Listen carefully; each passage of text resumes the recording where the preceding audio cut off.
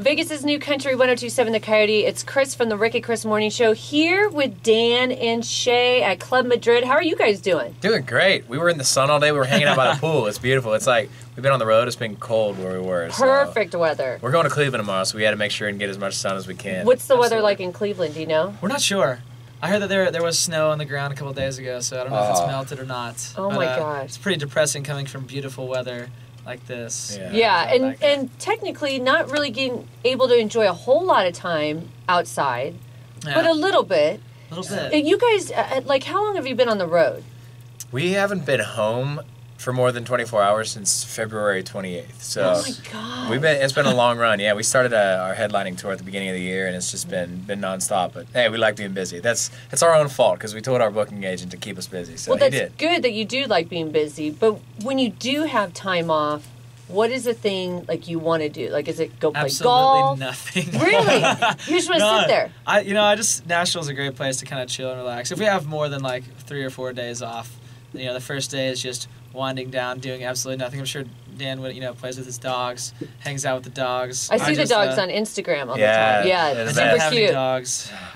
I'm alone and playing video games. No, I just like to chill. Maybe hit up a few good bars and some good buddies in town. But you're a movie guy. I'm a movie guy. Yeah. Well, what's your video game? Because you did throw that out there. I say that I used to Minecraft? love playing video games, but I liked Mario Kart. And I love Halo and Call of Duty.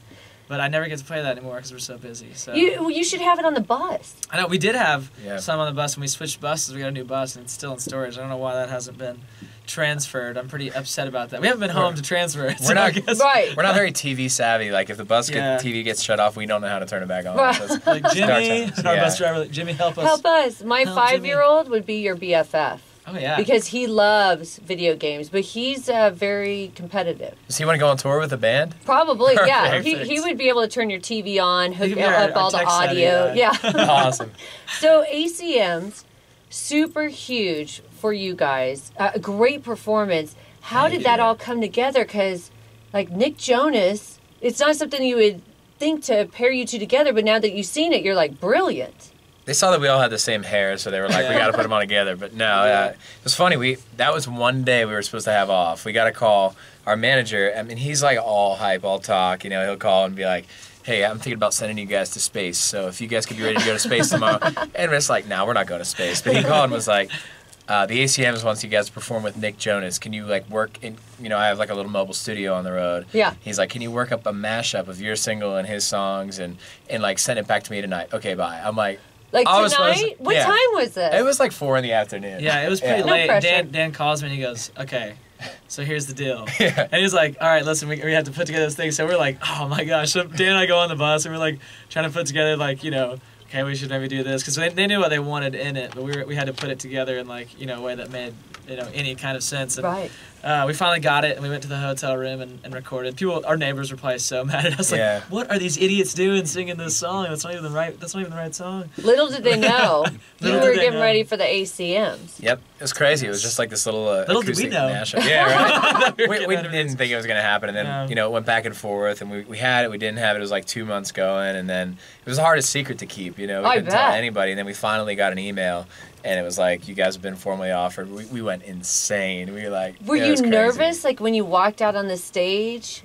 I was more nervous before, because it was so we had so many shows leading up to that. And we were exhausted because we had been on the road for 2 months straight. Right. And so we were going, running and getting. Both of us were kind of getting tired. I mean, our voices were wearing down, and we were just there were several shows that we were like, I hope that we can play these shows because we hardly had a voice. Yeah. And then we had to go straight from there to go to the ACM. So I was like, we were getting really nervous there at the end. We're like, dude. What if we had to cancel a show? We were getting so nervous because if we can't talk, I mean, this is one of the biggest looks of our career. So we were both really nervous going into that. It was really stressful but really exciting. And I think right when we stepped on stage, it was just my heart was just going crazy. And then as soon as we started, the adrenaline kicks in. Adrenaline kicks in. Yeah. I was nervous for you. And I'll tell you why. Because I was wearing a white suit, right? Your pants were super tight. Yes. They looked good, don't get me wrong. But I was like, okay, please don't step in the wrong way. Because I thought they may like rip or something. That's true. That's that would true. have been better. Were you nervous? Because I would be nervous. I wish they would have ripped. That would have made us huge. I thought about like giving myself a little extra confidence, a couple socks or it something. It looks great. I mean, you guys look fantastic. Sometimes you gotta stuff with the You gotta stuff, yeah.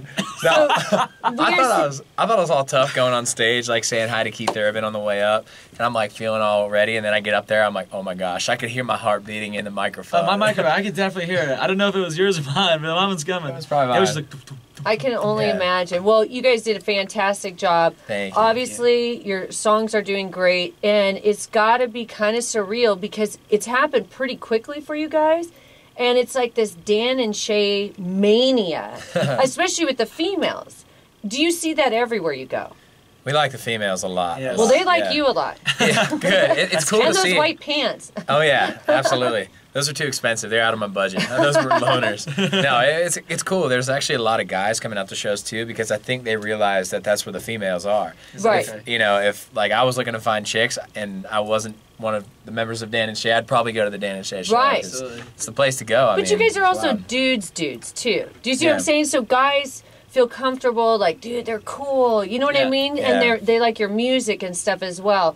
But obviously the females are real. I mean, they're fanatics. We've had so many people calling in. I've got to see Dan and Shay. So congrats so to you guys. Thank you so much. It's really cool to see, the progression of our career. Like we could, at the beginning of our career, you see some teeny boppers. It was like younger crowd, and then as we've gone, kind of our range of age and gender even has kind of changed. It's like guys and girls are both showing up. I mean, there might be 50-60-year-old people there, rocking out, and we try to, in our show, we put together a lot of different covers and stuff so people can kind of, something for everybody. So it's cool to see the different fans showing up. Now we have a lot more dudes, a lot more older people, a lot more young people, a lot of everybody. I guess just more people are coming to the show. What's your favorite cover to do?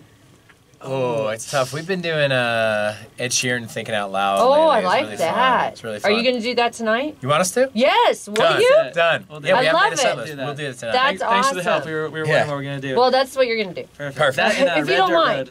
Road. We do Red Dirt Road on the Yes, that's yes. good too. Well, we are so excited tonight. Thank you so much for being a part of. It's Fan Jam 12, but we've kind of named it the Hot Man Fan Jam. So we'll take that. You guys are on that bill, obviously. right. Thank you so much for coming out with Coyote Country. Thank y'all for having us. Ready? Right, yeah. Hey, this is Dan and Shay. You're listening to Vegas' New Country, 102.7 The Coyote. Ow!